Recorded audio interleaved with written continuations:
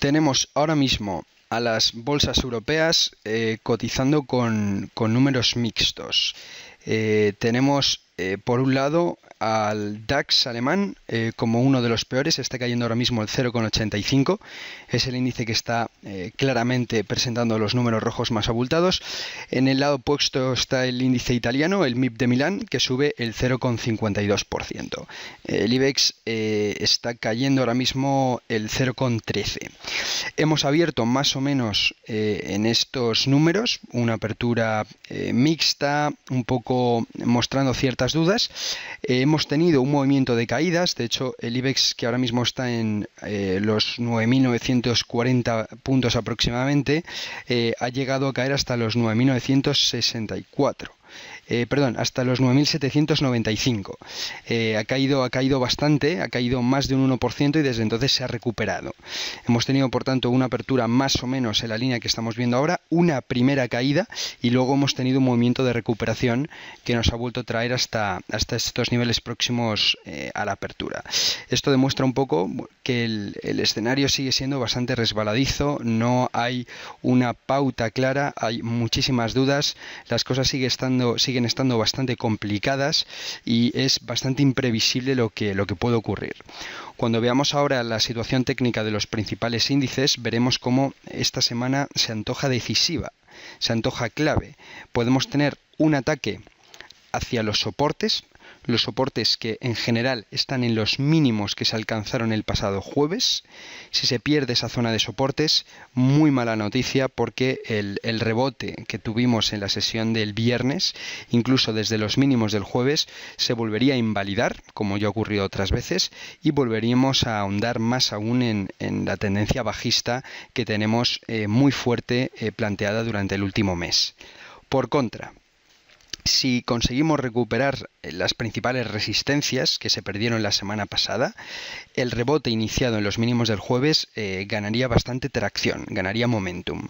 Estamos, por tanto, ante un momento en el que podemos dar apoyo a un rebote que podría ser bastante importante, dado el gran margen de subidas que existe después de las caídas muy aceleradas que hemos tenido en las últimas semanas, o por contra, podíamos cancelar de nuevo ese intento de rebote, perder los soportes y volver a experimentar un nuevo tramo de bajadas. Esta semana, seguramente en los próximos días, podremos resolver esta primera situación, este primer envite, y decantarnos por una de las dos cuestiones.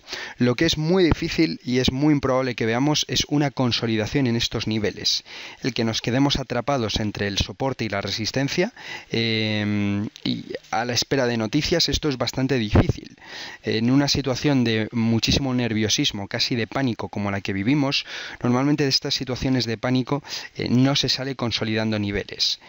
Si el pánico desaparece, hay un gran margen para las subidas, que sería lo que veríamos en el caso de que este rebote pueda continuar, o si continúa el pánico, volveremos a las bajadas. Es muy difícil que nos quedemos parados en este entorno, así pues, en un sentido o en otro, en los próximos días va a haber grandes oportunidades, en un sentido alcista o en un sentido bajista.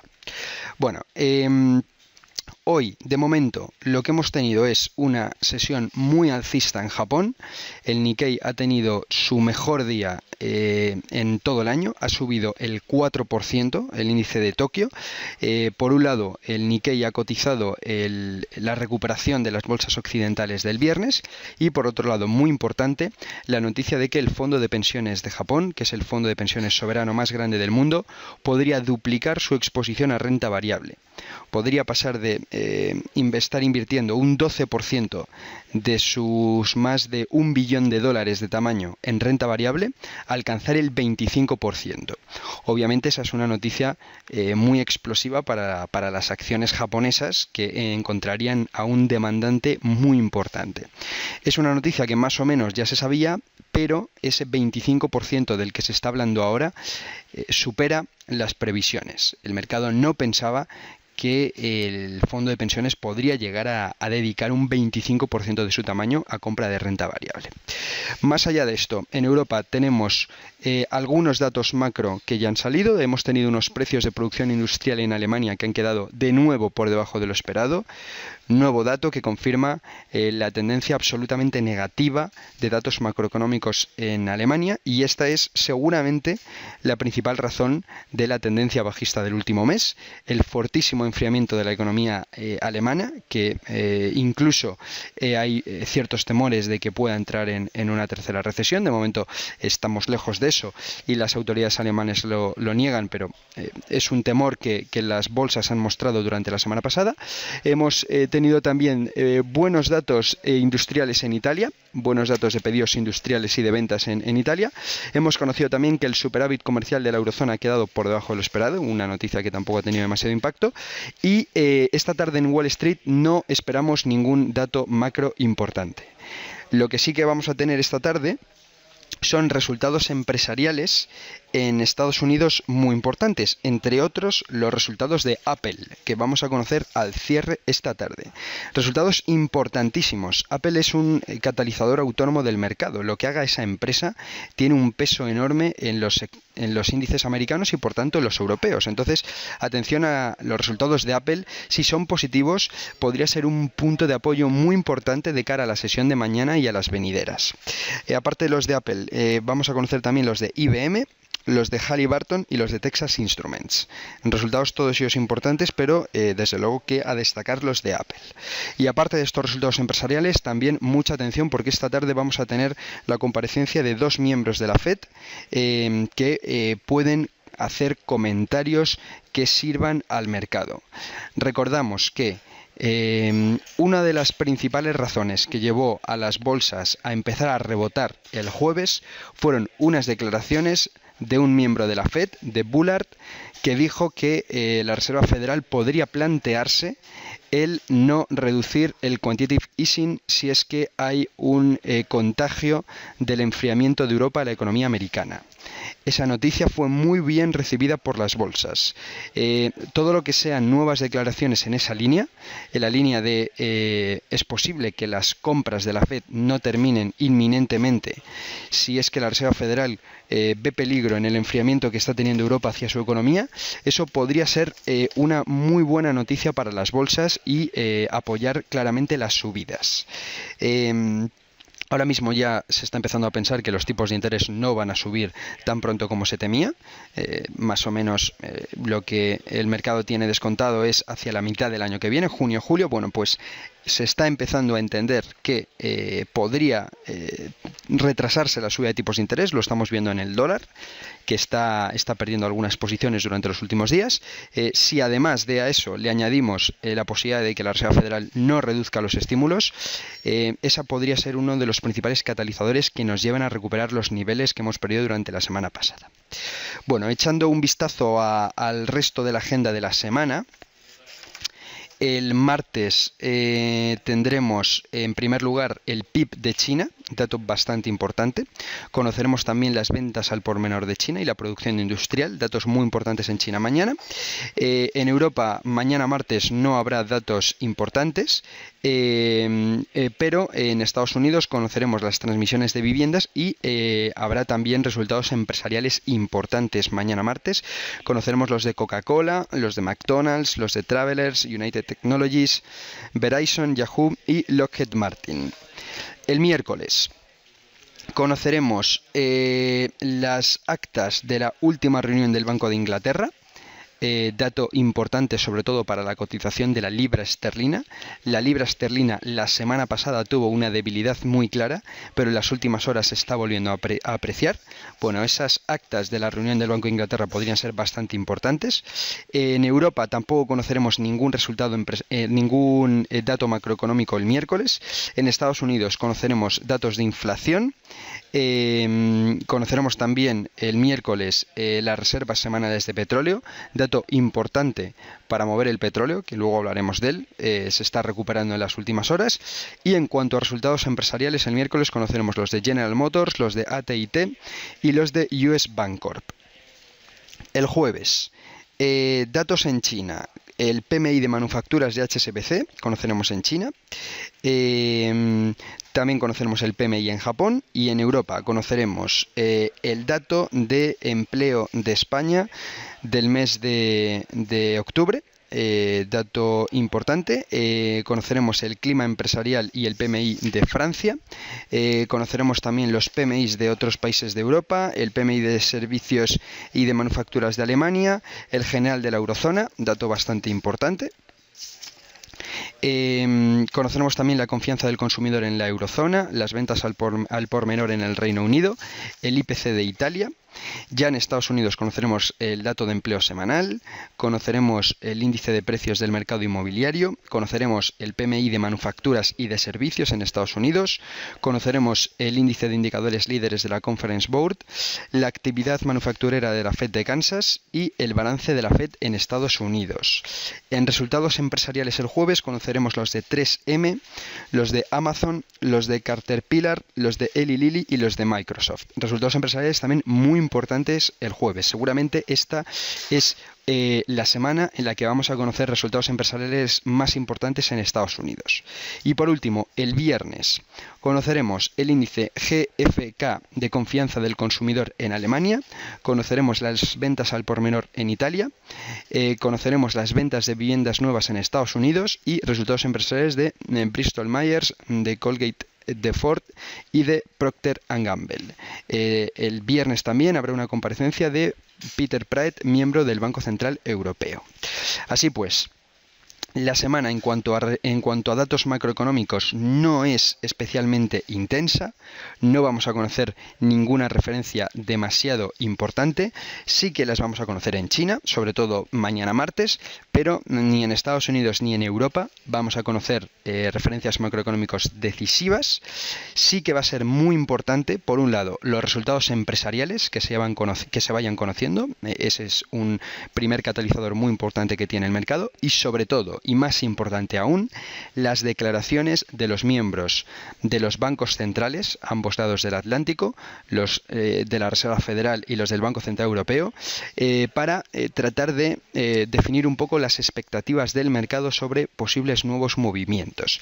Ahí está el principal catalizador que tiene el mercado ahora mismo, en conseguir que aumenten las expectativas, aumente el optimismo sobre que los bancos centrales puedan influir en la economía, en una economía que se está desacelerando, y ese es uno de los principales temores que tienen las bolsas. Cualquier declaración de miembros de los bancos centrales que gusten al mercado pueden tener un efecto alcista muy importante. La semana pasada el miembro francés del Banco Central Europeo, Quagé, comentó que las compras de ABS iban a empezar en breve. Y esa también fue un punto de apoyo para las bolsas. Todo lo que sea ahondar en esa línea podría hacernos recuperar los niveles que se han perdido y hacer que el rebote que estamos teniendo en estos momentos gane algo de pulso. Bien, hecha esta introducción, vamos a ver, como de costumbre, cuál es el aspecto de los principales subyacentes, y como siempre empezamos por el índice director, no solo de Wall Street sino de las bolsas mundiales, que es el S&P 500.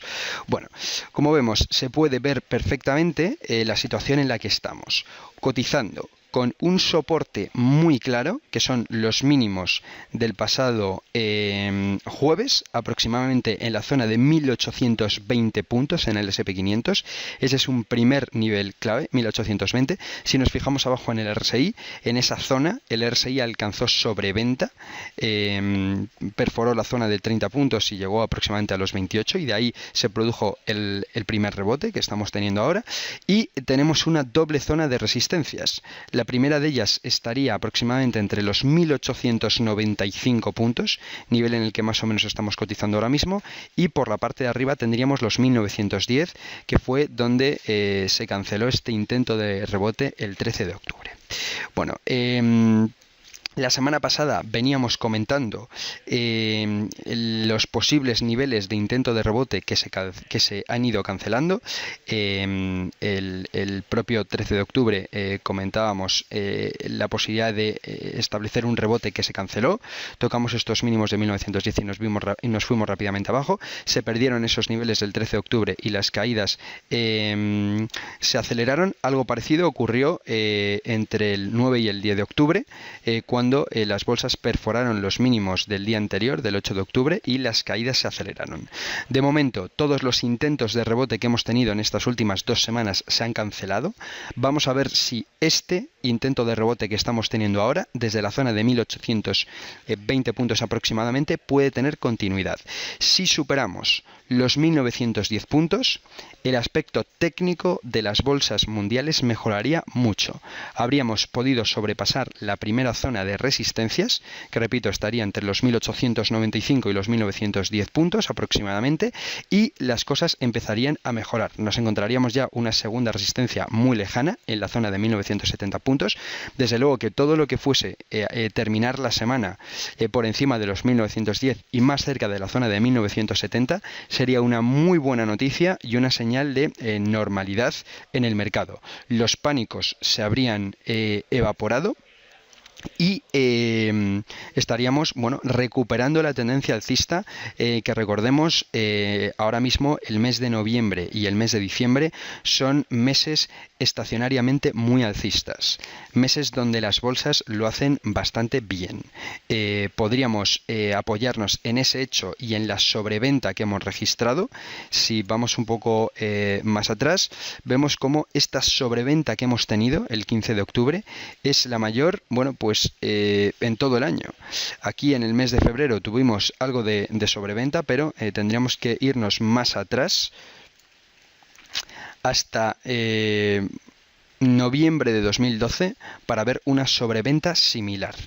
Esta sobreventa que hemos tenido, es sin ninguna duda una señal de que tenemos un gran espacio para las subidas en el corto plazo.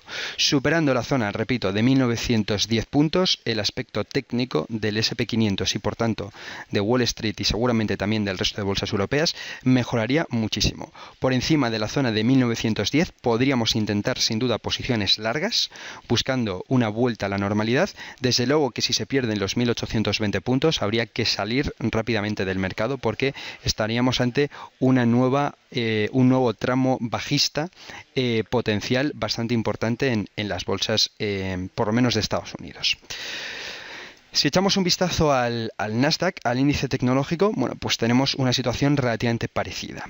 Los mínimos del jueves están en 3.700 puntos, ese es el nivel que no debe ser perdido en ningún caso, y la primera resistencia la tenemos aquí en los 3.860 en el Nasdaq 100, los máximos del 14 de octubre que se perdieron. Una segunda resistencia estaría más o menos cerca de la zona de 3.895, casi 3.900.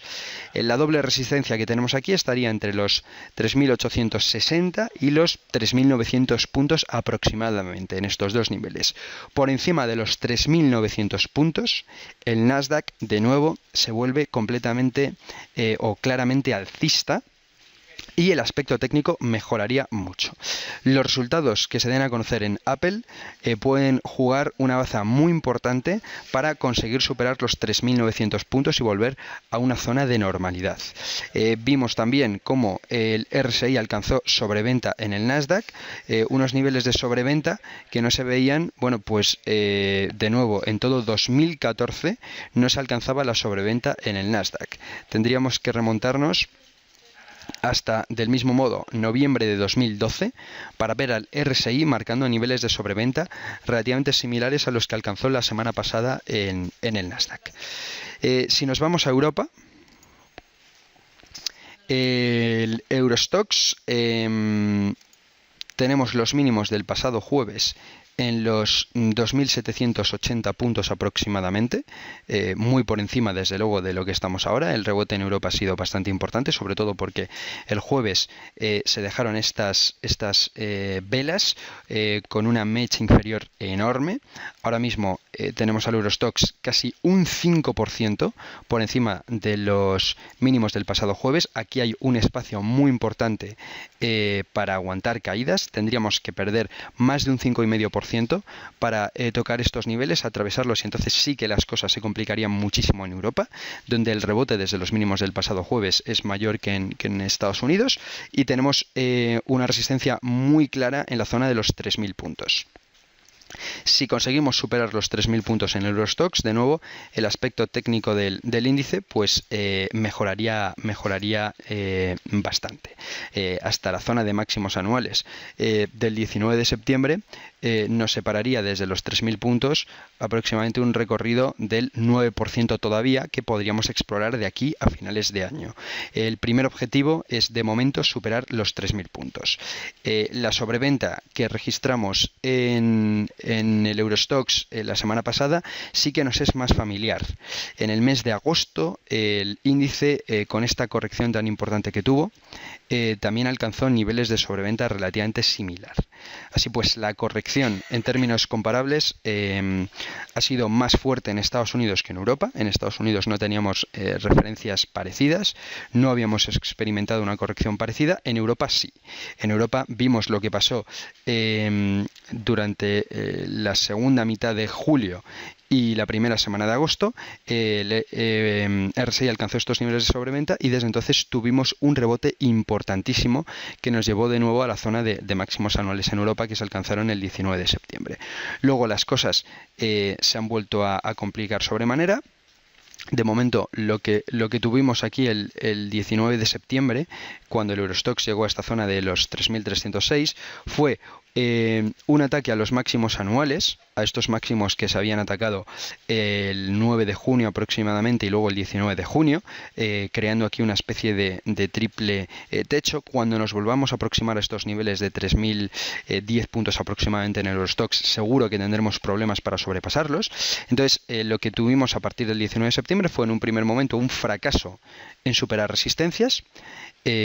No tenían fuerza las bolsas para superar estas resistencias, se empezaron a deshacer posiciones y luego lo que tuvimos fue que las bolsas se empezaron a preocupar con bastante claridad de los datos de desaceleración que teníamos en Europa, principalmente en Francia, en Italia y sobre todo en Alemania, que ha sido el país que más se ha desacelerado, que más ha empeorado su ritmo de crecimiento respecto al ritmo que traía.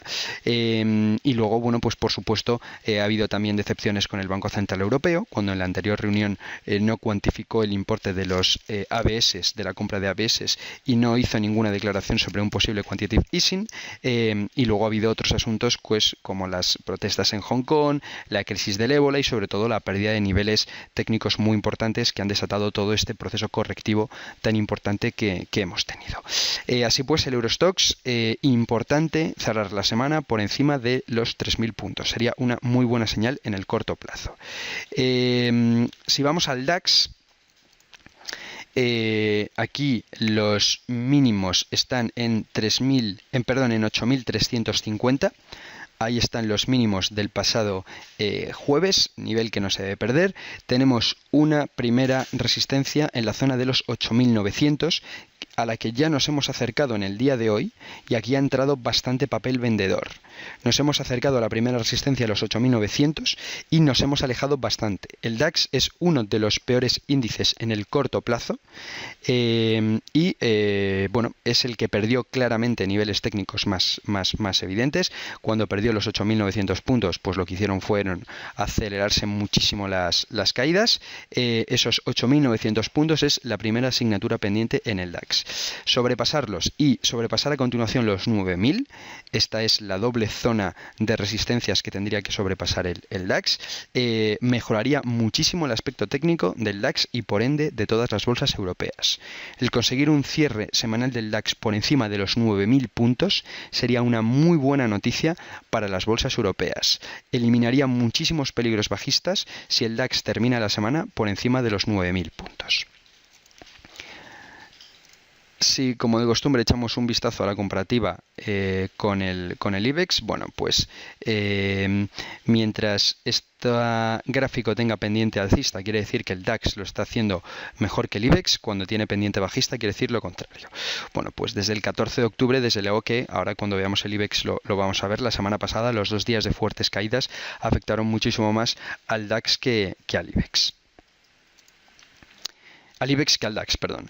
Este es el aspecto del IBEX. Los mínimos del pasado jueves están aproximadamente en la zona de 8.350 puntos, 9.350 puntos. Aquí es donde tenemos el soporte mayor. Tenemos una primera resistencia que estamos sobrepasando en estos niveles en la zona de los 9.900 puntos aproximadamente. Y tenemos una segunda resistencia en la zona de los 10.200.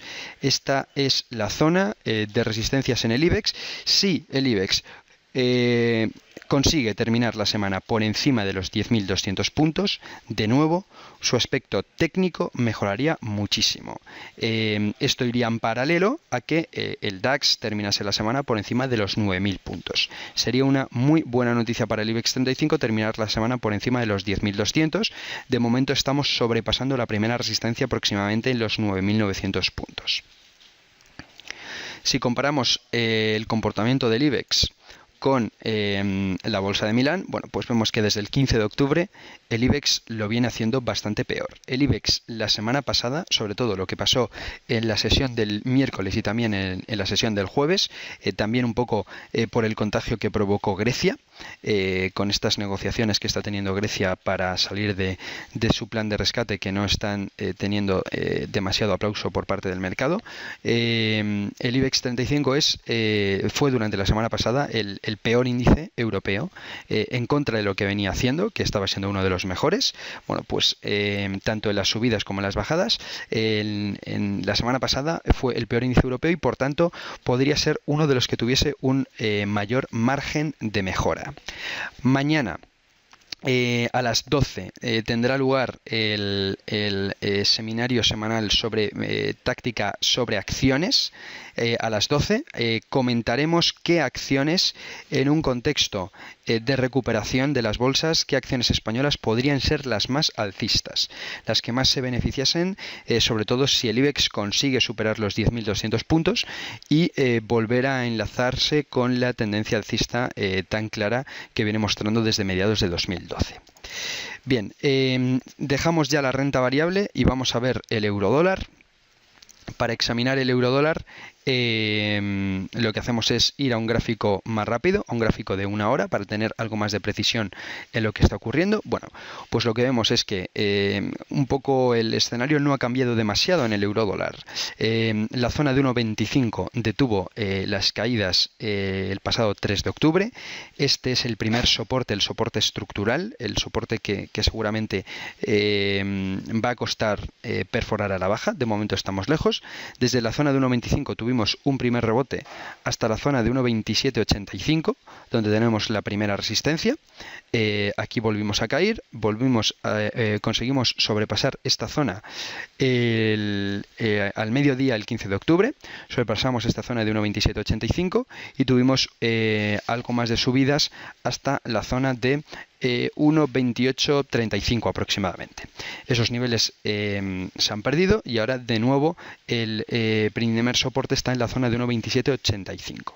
Bueno, pues tal y como comentábamos el lunes pasado, lo más probable es volver a probar las caídas en el cruce del euro-dólar. Tenemos aquí un soporte bastante claro en la zona de 1,2642 aproximadamente y otro soporte un poco más abajo en la zona de 1,2613. Bueno, si se pierde esta zona entre el 1,2613 y el 1,2640 aproximadamente, la posibilidad de volver a buscar el 1,25 es bastante elevada.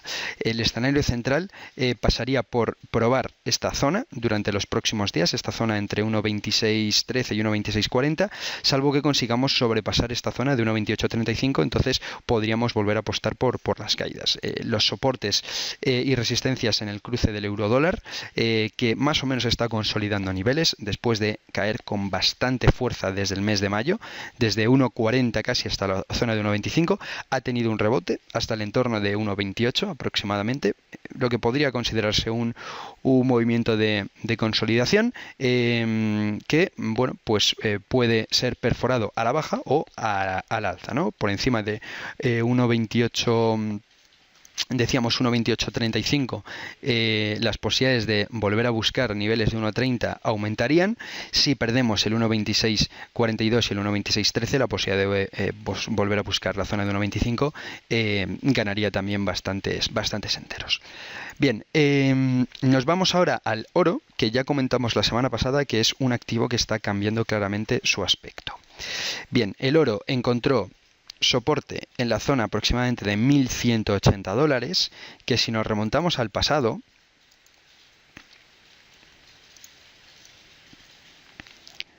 ha formado un triple suelo bastante claro. Fue tocado el 28 de junio del 2013, la zona de 1.180, tuvimos un rebote muy importante hasta los $1.433.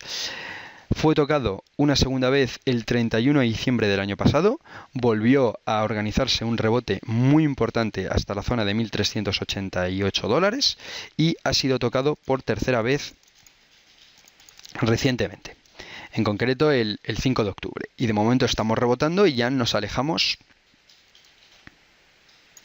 casi un 5%, rebota el oro desde que tocó esta zona de 1.180 que constituye un soporte importantísimo. Si nos vamos a un gráfico a más largo plazo, un gráfico semanal, y vamos a verlo con velas Heiken Ashi, vemos como desde el 18 de agosto teníamos velas bajistas en Heiken Ashi, permanentemente bajistas. En esta zona de 1180 hemos tenido el rebote y esta es la segunda semana de momento en la que se edita una vela alcista de Heiken Ashi. Bien, prueba un poco de la situación en la que estamos. Hemos rebotado desde la zona de 1180 y por primera vez en mucho tiempo, desde mediados de agosto, estamos teniendo velas alcistas de Heiken Ashi. Un poco lo que pasó cuando tocamos estos niveles el 30 de diciembre y anteriormente en junio del año pasado. Bueno, el oro de esta forma es ahora mismo alcista. Vamos a volver al gráfico diario. Es alcista. Desde luego que si se pierden estos $1.180, el aspecto empeoraría muchísimo. Mientras que no sea así, podemos buscar posiciones largas en el oro, que ha cambiado completamente su aspecto en estas últimas semanas. Y terminamos con el petróleo. Bueno, tenemos aquí los futuros sobre el crudo Brent con vencimiento en diciembre. Llegamos a tocar niveles de $83 en el caso del Brent, incluso perforamos los $80 en el crudo ligero americano, y aquí el pasado 16 de octubre a las 3 de la tarde tuvimos un rebote en los precios del petróleo. El Brent pasó de $83 a llegar casi a 88 y desde entonces estamos consolidando niveles. Estamos cotizando en los últimos días entre los 85,63 aproximadamente y los $87 en el caso del petróleo. No sería raro para nada el volver a perder esta zona de $85,63 y volver a tener un movimiento bajista que busque los $83. No hay ninguna señal técnica demasiado relevante que permita pensar que el petróleo puede remontar y volver a los $90 o por encima. Tampoco hay señales no ya técnicas sino fundamentales. Tenemos en estos momentos que la oferta de petróleo se está moviendo al alza, se ha recuperado el petróleo de Libia, Estados Unidos puede comenzar a exportar petróleo en cualquier momento, la demanda se está moviendo a la baja por el enfriamiento de la economía mundial. La semana pasada la Agencia Internacional de la Energía rebajó las previsiones de demanda de petróleo para este año. Por otro lado, mientras que el dólar siga estando más o menos caro en estos entornos y no se deprecie, tampoco hay un factor de divisas que pueda apoyar al petróleo.